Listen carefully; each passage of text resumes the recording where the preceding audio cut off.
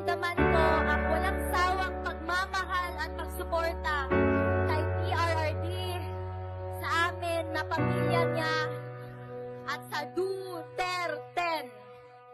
Sabi niya, no